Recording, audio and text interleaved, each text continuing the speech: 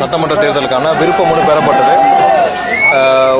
இன்று விருப்ப மனு துவங்கப்பட்டது. ஒரே நாளில் கிட்டத்தட்ட ஒரு 1.5 மணி நேரத்தில் 10,000 விண்ணப்பங்கள் விநியோகிக்கப்பட்டது.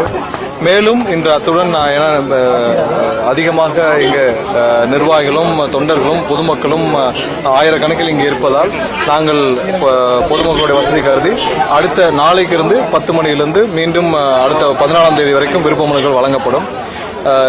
எந்த கட்சிக்கும் இல்லாத ஒரு பெரு ஆரவாரம், எந்த கட்சிக்கும் இல்லாத ஒரு பெரும் எதிர்பார்ப்பு.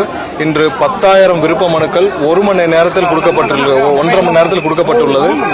மேலும் அடுத்த ஒரு 14ஆம் தேதி வரைக்கும் விருப்ப மனுக்கள் வழங்க இருக்கிறது. நாளை காலை 10 மணியிலிருந்து மாலை 6 மணி வரைக்கும் வழங்கப்பட இருக்கிறது.